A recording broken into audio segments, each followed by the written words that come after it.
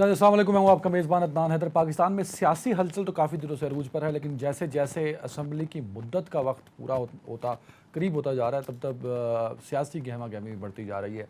जहाँ कल तक जो बड़े सियासी पहलवान माने जाते थे, ख़ास तौर पर पंजाब के पाकिस्तान मुस्लिम लीग नून और पीपल्स पार्टी, उनके लिए एक बड़ा चैलेंजिंग इसलिए भी हो गया है कि पंजाब की सियासत के अंदर वैसे तो कहा था कि पाकिस्तान की सियासत के अंदर है, लेकिन फोकस जो है तहरीक-ए-इस्तेहकाम पाकिस्तान का, वो जो है इस्तेहकाम पाकिस्तान पार्टी का, आईपीपी का, तो वो फोकस और मरकज़ जो है वो पंजाब है। पंजाब से ही जो लोग हैं वो उस पार्टी में जा रहे हैं, तो ये पंजाब की जो सियासत है वो बड़ी दिलचस्प होती जा रही है। तो ज़रा हम इस पर भी हम बात करेंगे और मुल्क की सियासत किस सिमत जाएगी, क्या असम्बली अपनी मुद्दत पूरी करने के बाद तहलील हो जाएगी, या जिन खदशात का इजहार किया जा रहा है वो खदशात सच भी हो सकते हैं। इस पर बात करने के लिए मुझे ज्वाइन किया है पाकिस्तान पीपल्स पार्टी से सीनियर रहनुमा कमरुज़्ज़मान कारा साहब ने। कारा साहब, बहुत शुक्रिया सर वक्त देने के लिए। सर, बड़ी दिलचस्प सूरत हाल है, क्योंकि आप हल्के की सियासत करते हैं और हल्का भी आपका पंजाब में है। पंजाब में मुश्किलात काफ़ी रहीं पाकिस्तान पीपल्स पार्टी को। अब तो ये हम सोच रहे थे कि जो नया इलेक्शन होगा पीपल्स पार्टी के लिए पंजाब एक अच्छा ग्राउंड होगा। तो पंजाब कितना अच्छा ग्राउंड होगा, तो एक तो आप ज़रा बताइएगा अपने ज़ाती तजर्बे के तौर पे भी, बिकॉज ऑफ कोर्स आप स्टिल अपने हल्कों को बहुत टाइम देते हैं। और दूसरा, तहरीक जो एक पार्टी बनी है इस्तेहकाम पाकिस्तान पार्टी, उस पार्टी के बाद पंजाब का वोट बैंक जो है वो किस हद तक पीपल्स पार्टी के वोट बैंक को डिस्टर्ब कर पाएगा सर? बहुत शुक्रिया जी। पहली गुजारिश तो ये है कि मेरी जमात तो बड़े लंबे अरसे के लिए अंडर ट्रायल थी, और जो मीडिया, सोशल मीडिया और एक जनरल गपशप थी, उसकी वजह से हमारे इमेज को बहुत ख़राब करने की कोशिश की गई। और दूसरा ये है कि हमारे यहाँ with the passage of time electables खत्म होने चाहिए थे या कम होने चाहिए थे। बिरादरियों, कबीलों और पैसे की सियासत का रोल कम होना चाहिए था।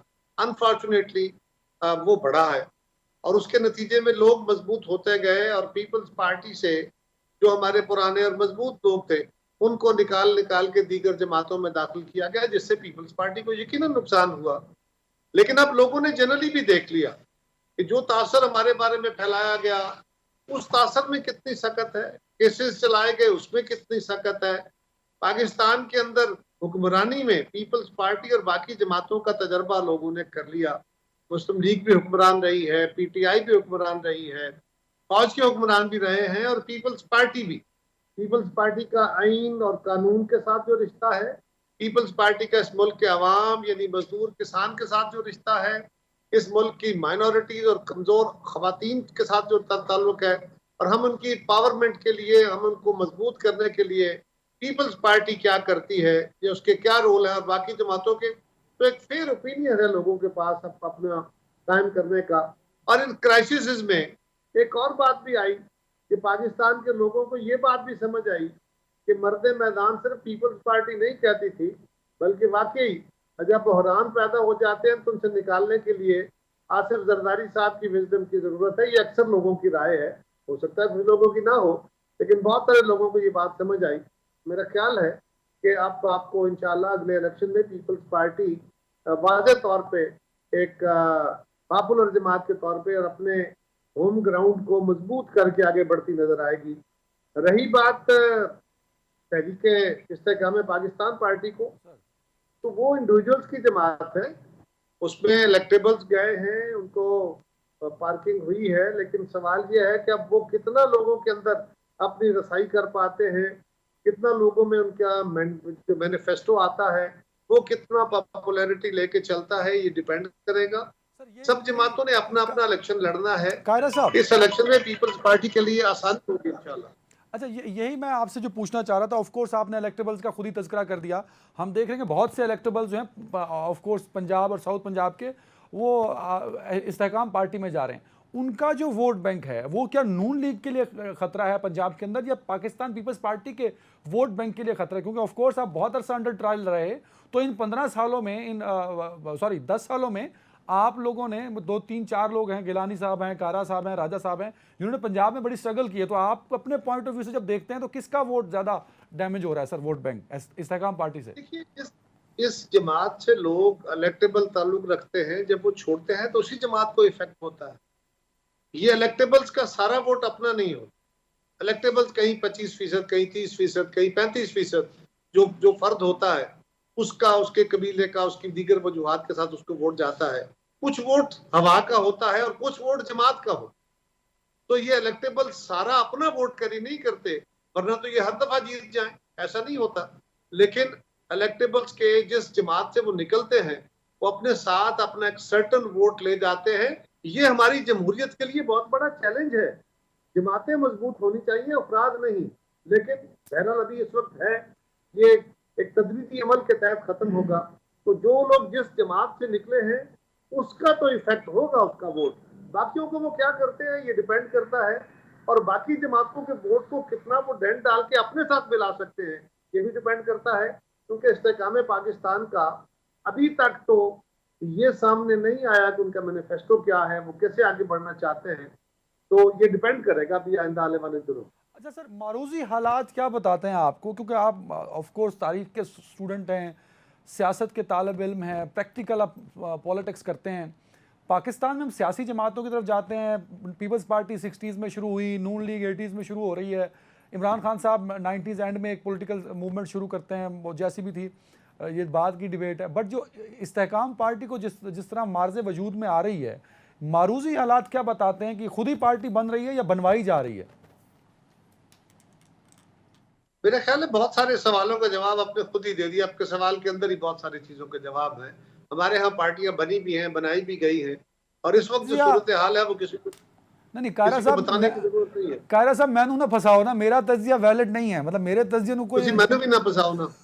सर नहीं फंसा रहा, but you are Qamar Zaman Kaira, एक आपका कद काट है। देखिए, मैंने अर्ज किया कि हमारे यहाँ ये तजर्बे होते रहे हैं, और मैं हमेशा इस बात का दाई रहा हूँ, इस बात का प्रचारक रहा हूँ कि गमलों के अंदर उगाए गए पौधे बारावर और समरावर नहीं होते। उनको जमीन के अंदर ही लगना चाहिए। अवाम के अंदर जिस जमात की जड़ें होंगी, वही जमात लोगों के मसाइल से आगाह भी होगी, वही उनके मसाइल का हल भी निकाल पाएगी। आज आप स्काइप पे बैठे, कुछ साल पहले आप मेरे पास यहाँ स्टूडियो में मेरे राइट पे बैठे थे, तब आपने तो बड़े जोश से कहा, बड़े जज्बे से, बगैर खौफ के कहा, जब फैज साहब DG ISI थे और आपने इमरान प्रोजेक्ट का तज़किरा किया था। उस वक्त तो नहीं डरे थे आप, आज थोड़ा सा कतरा रहे हैं। सर मैं ये नहीं कह रहा कि डर रहे हैं।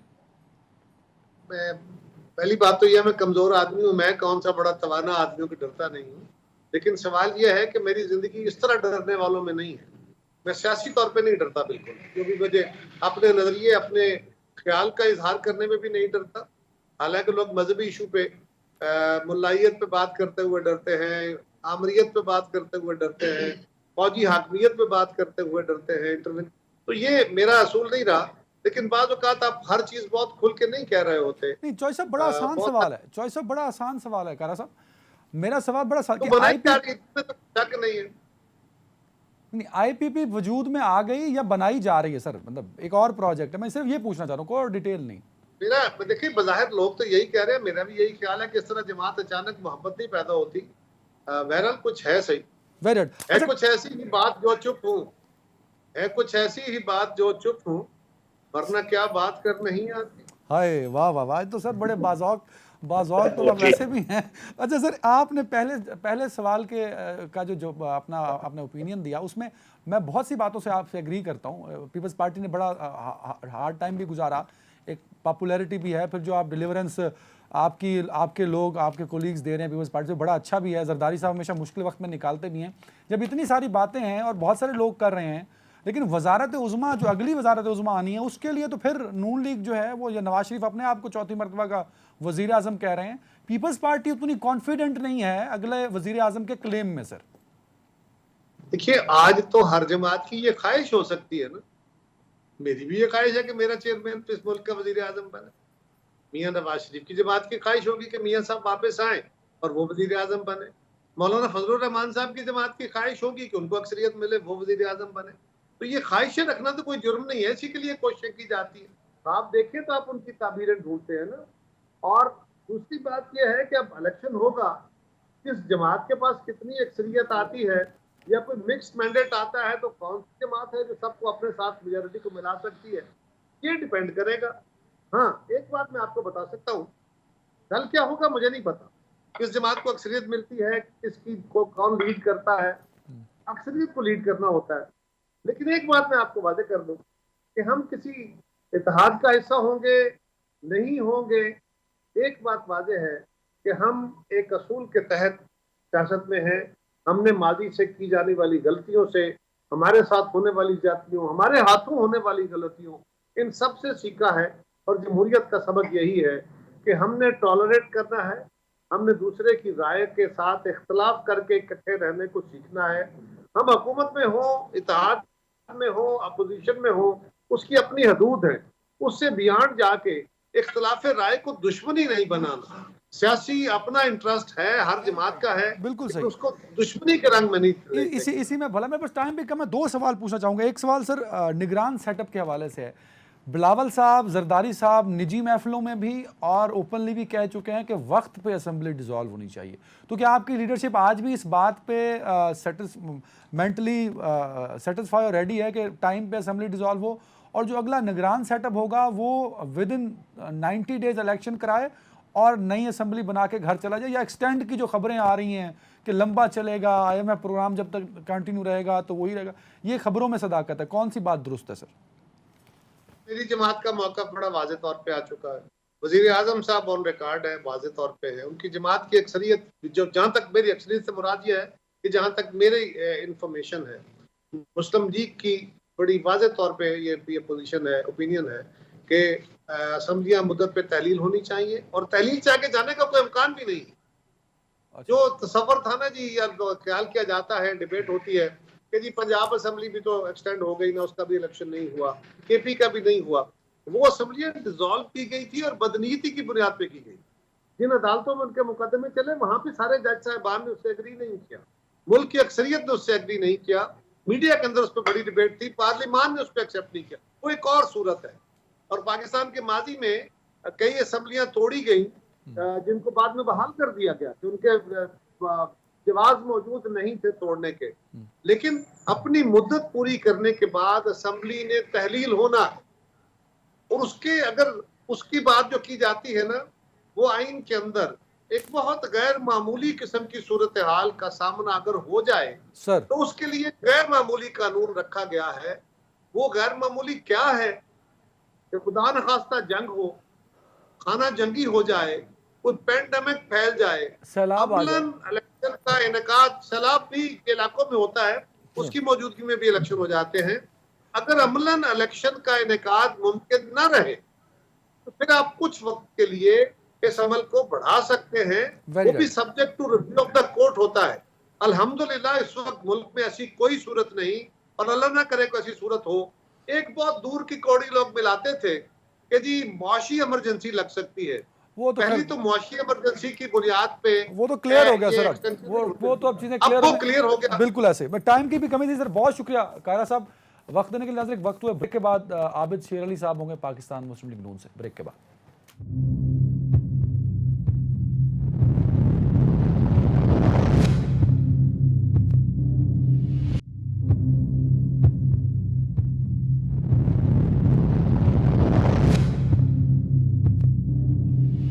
वेलकम बैक नाज़रीन, पाकिस्तान मुस्लिम लीग नून से मेरे साथ आबिद शेर अली साहब हैं, सीनियर रहनुमा। शेर अली साहब, आबिद शेर अली साहब, बहुत शुक्रिया सर वक्त देने के लिए। सबसे पहले तो सर ये बताइएगा कि इस वक्त जो मुल्क की सियासत जिस तरफ जा रही है और उसमें नवाज शरीफ साहब एक बड़ा एक्टिव रोल प्ले कर रहे हैं, बट वो पाकिस्तान नहीं आ रहे सर। तो इसकी क्या वजह है कि वो बाहर तो मुलाकातें भी कर रहे हैं, बड़े एक्टिवली सियासी मामलात को देख रहे हैं, बट पाकिस्तान आने को अभी तक वाजे नहीं है सिचुएशन के, ना डेट दी जा रही है, ना वो पिछले 1.5 साल से मुसलसल में बताया जा रहा है। आप भी ट्वीट्स कर रहे हैं, वीलॉग्स कर देते हैं कभी कभी। नवाज शरीफ आ क्यों नहीं रहे सर एक्चुअली? बहुत शुक्रिया जी। देखें, सबसे पहले तो जो नवाज शरीफ साहब के साथ हुआ, उसकी जो विटनेसेस हैं, बार बार सलमान अकरम राजा साहब हैं, फिर हामिद खान साहब हैं, और उसके बाद जो पहले जजेस की जो ऑडियो और वीडियो लीक्स आ चुकी हैं मंजर आम पर, नवाज शरीफ साहब तो बेगुनाह थे। नवाज शरीफ का कसूर ये था कि उन्होंने पाकिस्तान की खिदमत की, और उनको दानिस्ता तौर पर चंद लोगों को ये पसंद नहीं था कि पाकिस्तान तरक्की कर रहा है। उन्होंने मोहम्मद नवाज शरीफ के खिलाफ एक साजिश का जाल बुना, जिससे उन्होंने जजेस को साथ मिलाया, जिसमें बहुत से बदकिरदार जो साबका चीफ जस्टिस साहिबान हैं, जिसमें साकिब निसार है, सईद खोसा है, फिर अजमत सईद है, और घिनौने चेहरे और किरदार हैं जिन्होंने ना सिर्फ अदलिया का नाम बदनाम किया, उनके गलत फैसलों की वजह से, करप्ट फैसलों की वजह से पाकिस्तान का अदलिया का मुकाम 139वें 40वें नंबर पे पहुंच गया। नंबर 2, आप देखें कि जिस तरीके से नवाज शरीफ साहब का ट्रायल किया गया, फिर सबसे बड़ा गुनाह ये किया इन्होंने, जो मॉनिटरिंग जज लगाया, मॉनिटरिंग जज के जरिए फिर गलत फैसले करवाए गए, और आज तक उसका खमियाजा पाकिस्तान भुगत रहा है। जहाँ तक मोहम्मद नवाज शरीफ साहब की वापसी की बात रही, तो वापसी में ना पहले उनको कभी कोई कदगन और कोई रुकावट का सामना था, ना कोई अब है। वो अपनी सेहत के हवाले से वो इलाज के लिए गए, अल्लाह ताला ने उनको सेहत याब किया, अल्हम्दुलिल्लाह। वो मुल्क की सियासत में आज भी अपना वो अहम किरदार अदा करते हैं। हालांकि जितना नुकसान उनका किया, जितना जुल्म और ज्यादती नवाज शरीफ साहब और उनके खानदान के साथ हुई, उसकी मिसाल पाकिस्तान में नहीं मिलती। तो हम अपनी जो CWC है पार्टी फैसला करेंगे सर सब कि कब तक आएंगे? मोहम्मद नवाज शरीफ साहब की जो वापसी का तयन है वो कबल जो इंतखाबात होंगे उनसे पहले 2000% नवाज शरीफ साहब अगले मुझे तो पता है कि कब वो इंशाल्लाह ताला आ जाएंगे, लेकिन मैं आपको ये बता दूं कि अब सिर्फ चंद हफ्ते रह गए हैं कि वो इंशाल्लाह पाकिस्तान होंगे, और अनकरीब आपको डेट दे दी जाएगी। अच्छा सर, ये बताइए, एक परसेप्शन ये भी बिल्ड होता है कि जब तक मौजूदा चीफ जस्टिस रिटायर नहीं होते तब तक नवाज शरीफ पाकिस्तान नहीं आएंगे, तो ये परसेप्शन गलत है? बिल्कुल गलत है जी। हमारा उनसे क्या ताल्लुक है? चीफ जस्टिस साहब तो वैसे भी रिटायर हो जाएंगे, उनसे हमारा क्या ताल्लुक है? या कोई हमारा कोई केस उनके पास पढ़ने गए, या कोई ऐसी कोई खुदा ना खासा चीज, हमें किस चीज का डर है? ये भी आपने सुन लिया होगा, चंद रोज पहले नैब के जो केसेस थे नवाज शरीफ साहब के खिलाफ, वो अल्हम्दुलिल्लाह गटर में चले गए, रद्दी के टोकरे में चले गए। उन्होंने कहा कि ये हुकूमती प्रेशर था कि नवाज शरीफ के खिलाफ केसेस बनाए, और अल्लाह ताला ने नवाज शरीफ को सुरखरू किया। कहाँ है वो किरदार जो नवाज शरीफ की सियासत खत्म करना चाहते थे? कहाँ गए वो किरदार, वो चेहरे जो नवाज शरीफ का रोल खत्म करना चाहते थे?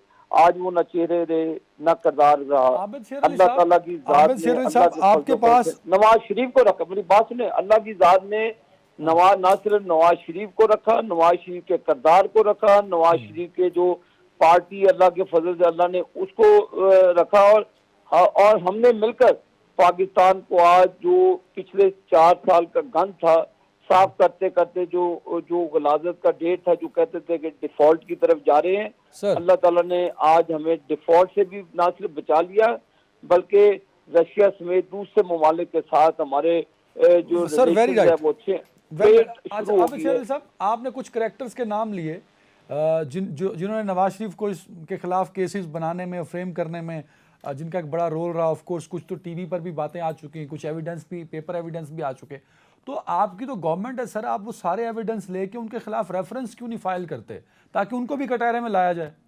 रेफरेंस तो छोटी चीज है, उनका ट्रायल होगा, और उनकी वजह से, उन किरदारों की वजह से जो पाकिस्तान को आज नाकाबिल तलाफी नुकसान हुआ है। $1 बिलियन के लिए पाकिस्तान एक न्यूक्लियर स्टेट है।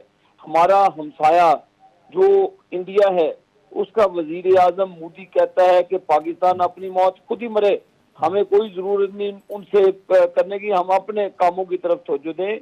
लिहाजा जब ये दुश्मन के अल्फाज हों तो मेरे भाई आप अंदाजा कर लें कि फिर पाकिस्तान किस जगह पे खड़ा है, किस नहज पे खड़ा है।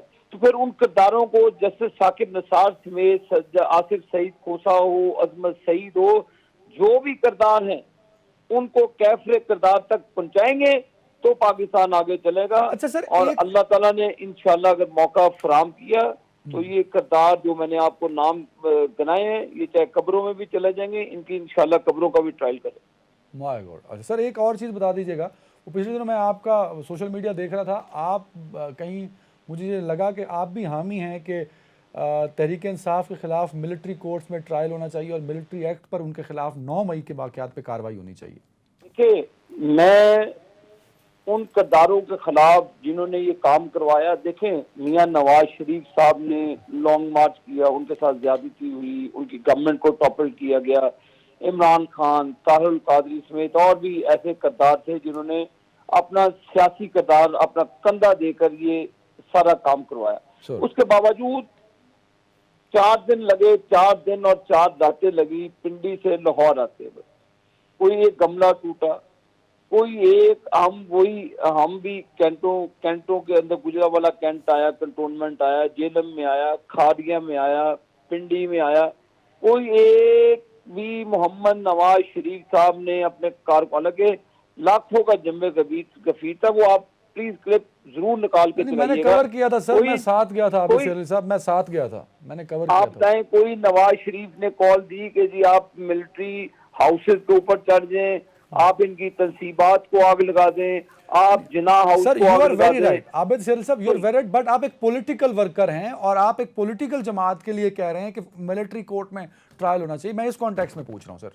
मैं एक पॉलिटिकल वर्कर हूं, मेरे से आप पूछें तो ये इमरान खान ने बतौर वजीर आजम पॉलिटिकल वर्करों पर कहा था जी मिलिट्री कोर्ट्स के अंदर इनका ट्रायल होना चाहिए। ये मैंने कहा था। तो ये जिन्होंने फिर काम किया हुआ है भाई, उनको भुगतने दें।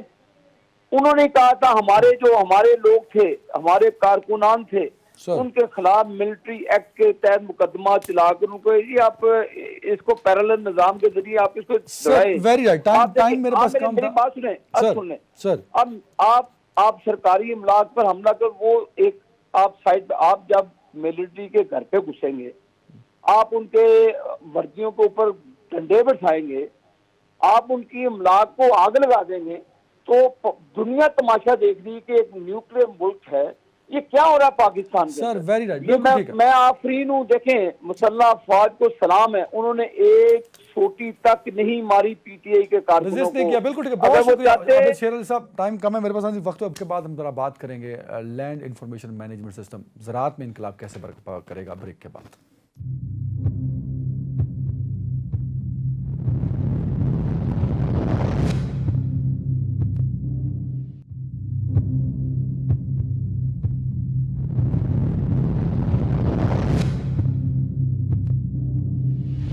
Welcome back. और आर्मी चीफ जिस तरह बड़े फिक्रमंद हैं और बड़ी कोशिश कर रहे हैं कि पाकिस्तान के जो माशी हालात हैं वो बेहतर हो जाएं। ऑफ कोर्स इससे पहले भी मिलिट्री का एक बड़ा कंट्रीब्यूशन रहा है पाकिस्तान की इकोनॉमी को ठीक करने में, लेकिन इस मरतबा जो फोकस नज़र आया है आर्मी चीफ की जानिब से वो बड़ा कंसर्न है, ख़ास तौर पे माशी हालात को, इकनॉमिक सूरत हाल को लेकर। तो उसके लिए अब एक बड़ा इनिशिएटिव है, वो है लिम्स की सूरत से लैंड इंफॉर्मेशन मैनेजमेंट सिस्टम, जो कि ज़राई शोबे के अंदर एक इनकलाब बर्पा करेगा। और ज़राई शोबे के अंदर जो पोटेंशियल है पाकिस्तान में, और ऑफ कोर्स वो है हम एग्रीकल्चर के ज़रिए अपनी इकॉनमी को बूस्ट कर सकते हैं। और जो एक फ़ॉरेन रिलीफ है अगर इकॉनमी को मिल सकता है तो वाहिद वो एग्रीकल्चर का शोबा है जो उस पर प्रोवाइड कर सकता है। लेकिन कई खामियाँ हैं, कई लूप होल्स हैं। पिछले 2 दहाइयों से हमने देखा है कि पाकिस्तान की ज़राअत शदीद ज़बूहाली का शिकार है, शदीद मुश्किलात का शिकार है। तो इसमें लिम्स का जो किरदार है वो बड़ा इंपॉर्टेंट रहेगा, जहाँ जो कमियां हैं, जो खामियां हैं और जो मुश्किलात का सामना है ज़राअत को, एक तो उन मसाइल पर बात होगी। साथ ही साथ जो गैर आबाद रकबा है उसको आबाद करने के हवाले से भी इक़दाम ख़ास तौर पे किए जाएंगे। जो रकबा काबिल काश्त और वो आबाद नहीं हो पा रहा ड्यू टू रिसोर्सेस, उस पर भी काफ़ी अमल दरामद होगा, काफ़ी इक़दाम किए जाएंगे। बैरूनी और अंदरूनी सरमायाकारी काफ़ी इसमें इन्वॉल्व है। यूएई, बहरीन, सऊदी अरब बड़ी हद तक इसमें कंट्रीब्यूट करेंगे। ऑफ कोर्स चाइना को भी काफ़ी हद तक इन्वॉल्वमेंट रहेगी। आम किसान का भी फ़ायदा होगा। अभी तक तो ये बताया गया, लेकिन होगा क्या? इफ्तिताह इसका हो गया। अब चीफ ऑफ आर्मी स्टाफ और प्राइम मिनिस्टर बड़े कंसर्न हैं इस प्रोजेक्ट को लेकर। तो हमारे साथ मौजूद हैं नसीरुल्लाह खान साहब। नसीर साहब, बहुत शुक्रिया वक्त देने के लिए। सबसे पहले तो सर बताइएगा, लिम्स के क़याम में जो एक बहुत बड़ा नारा मारा जाता है कि लिम्स के क़याम से इनकलाब बर्पा हो जाएगा, वो इनकलाब कैसे बर्पा होगा? क्योंकि जिस एग्रीकल्चर को हम देख रहे हैं पिछले 2 दहाइयों से, वो मुसलसल ज़बूहाली का शिकार है, उसमें डिक्लाइन आ रहा है, हमको अच्छा डेवलप नहीं कर पा रहे, जो यील्ड प्रोडक्शन है वो टारगेट्स अचीव नहीं कर पा रहे। तो लिम्स से ये ज़राई इनकलाब कैसे आएगा सर? जी अस्सलाम वालेकुम जी। अदनान साहब, आपने अपने सवाल में बेसिकली इसका जवाब दे दिया कि हमारी जो ज़राअत है ये बड़ी ज़बूहाली का जो है वो शिकार, और आज की नहीं, ये पिछले कई एक सालों से और रादर कई दिहाइयों से है। तो ये जो है आपका land information and management system, it would act as a diagnostic run, कि हम अंडरस्टैंड कर पाएंगे कि पाकिस्तान एग्रीकल्चर में कहाँ कहाँ कहाँ पे पेन्स हैं, कहाँ कहाँ पे बीमारियां, और उनका सलूशन क्या है। क्योंकि पूरी दुनिया के अंदर जब एग्रीकल्चर को लोगों ने एज ए बिजनेस अंडरस्टैंड किया, तो फिर उन्होंने उसके लिए सिस्टम्स डेवलप किए। हमारी बदकिस्मती ये है कि हमें ये सिस्टम कम से कम आज से 20 साल पहले डेवलप कर लेने चाहिए थे, सो दैट कि हम अंडरस्टैंड कर पाते कि हमारी सॉइल्स की हेल्थ क्या है, उन सॉइल से रिलेटेड हमें कौन सी मशीनरीज जो है वो इंपोर्ट करनी है या बनानी है। इसी तरह उसके लिए सीड कौन से चाहिए, हमें वाटर मैनेजमेंट के लिए क्या करना है, हमें क्लाइमेट से डील करने के लिए क्लाइमेट रिजिलिएंट टेक्नोलॉजीज क्या लेके आनी है, हमने फर्टिलाइजर्स का यूज़ कैसे करना है, और फिर क्रॉप की अपनी बताते खुद स्टीवर्डशिप उन ज़मीनों के ऊपर या उन एरियाज में किस तरह से मैनेज हो पाएंगी। तो हमारे पास क्योंकि वो बुनियादी टूल ही नहीं था, आई अप्रिशिएट ये जो गवर्नमेंट एंड आर्मी ने मिलकर इस एक बहुत बड़ी जो है ये एक डेवलपमेंट की है इस कंट्री के लिए। और जैसे आपने फरमाया कि यहाँ पे ज़राअत जो है वो उसकी बड़ी बुरी हालत है, ये तो बड़ी क्लियरली एविडेंट नज़र आ रहा था पिछले कई एक सालों से। द रीज़न इज़ के आपके हर साल इस मुल्क में तकरीबन 4.5 से 5 मिलियन लोग जो हैं वो इस पॉपुलेशन में सर इंडक्ट हो रहे हैं, जबकि आपके पास ज़मीनें वही हैं, आपकी प्रैक्टिसेस वही हैं। हमने को मेजर इसमें इंटरवेंशन सर लेके आए कि हम सर अपनी वेरी राइट, भारतीय वेरी राइट सर। एक तहजीब चीज़ क्लियर कीजिएगा जो मैं समझ पा लिब्स की ब्रीफ से भी और जो आपने बात की, there is a modernize agriculture practices जो कि आप इंप्लीमेंट करेंगे एग्जिस्टिंग पे, और जिनको आपने आबाद करना उनको भी विद मॉडर्न टेक्निक्स जो है एग्रीकल्चर जो है वो आगे बढ़ेगी। बट सवाल मेरा ये है सर कि जो पाकिस्तान का किसान है वो बड़ी हद तक खाइफ भी है, वो मॉडर्न टेक्निक्स को यूज़ करने में बड़ा रिलेक्टेंट होता है, वो जान छुड़ाता है। हमने देखा है भाई, इससे पहले भी जब हाई एफिशिएंसी इरिगेशन सिस्टम इस मुल्क के अंदर लाए गए तो पाकिस्तान के किसान ने को उसको वेलकम नहीं किया, 2 साल बाद वो ड्रिप और स्प्रिंकलर उठा के बाहर फेंक दिए। तो मॉडर्न एग्रीकल्चर टेक्निक्स से पाकिस्तानी फार्मर कंफर्टेबल नहीं है सर, तो कैसे इंप्लीमेंट होंगी चीज़ें? It's again a very valid question जी। जब भी एक्सपर्ट्स के दरमियान में कहीं बहस या इस तरह की डिस्कशंस होती हैं, तो इसमें इस तरह के क्वेश्चन जो हैं वो बहुत रेज होते हैं, और ये बड़े वैलिड क्वेश्चन भी हैं। लेकिन हर हर चैलेंज का उससे बड़ा अच्छा सोल्यूशन बड़ा होता है जी। If I just share with you some statistics, कि पाकिस्तान के अंदर जो 8.2 मिलियन फार्मर्स हैं, उनका 65% फार्मर जो है वो 1 या 5 एकड़ का फार्मर है जी, और को 25% जो है वो 12.5 एकड़ का फार्मर है। दूसरे लफ्ज़ों में अब मैं ये कहना चाह रहा हूँ कि 90% फार्मर जो है पाकिस्तान का वो सब्सिस्टेंस फार्मर है। सब्सिस्टेंस की डेफिनेशन अगर मैं कहूँ तो वो ऐसा है जिसके पास कोई इतने पैसे नहीं होते कि वो खुद डिसीजन मेकिंग करे, अपने inputs and qualities and timely उनको यूज़ कर पाए। तो उसके पास सिर्फ वो जो भी फार्मिंग कर रहा होता है अपने घर के खर्चे चलाने के लिए कर रहा होता है। तो ये जो 90% ऑफ पाकिस्तानी फार्मर है, मेरी नज़र में ये सबसे बड़ी सर ताकत है इस मुल्क की। अब उसके लिए हमें कुछ सॉल्यूशंस डेवलप करने हैं। कभी एक ज़माना होता था जब जनरल रिकमेंडेशंस जो है काम किया करती थी एग्रीकल्चर के अंदर। द रीज़न वाज कि पर कैपिटा जो है उनको किसी को 2 एकड़ आते थे, किसी को 1 एकड़ आता था, जो भी आपका नेशनल लैंड रिसोर्स एसेट्स था। आज वो सूरत हाल नहीं है। अभी जो है वो फूड का कंपटीशन है, इन्फ्लेशन है, कि अभी पाकिस्तान के अंदर फूड इन्फ्लेशन कितनी किस लेवल पे चली गई, दुनिया में 7% है। फिर ये जो यूक्रेन वॉर एंड रशिया, उस जो कि 30% ग्रेन जो है वो वर्ल्ड को सप्लाई देता था, उसके अंदर भी प्रॉब्लम्स आई। ये हम नहीं, सारे मुल्क जो है इस तरह की सिचुएशन को फेस कर रहे हैं। लेकिन जब तक हमारे पास वो सिस्टम ही ना हो, हमें ये पता ही ना हो कि हमारी जोनिंग क्या है, क्रॉप्स कौन सी होंगी, उसके लिए क्या क्या टेक्निक्स लगाई जाएंगी, सर इसमें सर जो आप टेक्नोलॉजी लेके आनी होती है, ये छोटा फार्मर टेक्नोलॉजीज पहले दिन आप इसके पास नहीं ला सकते।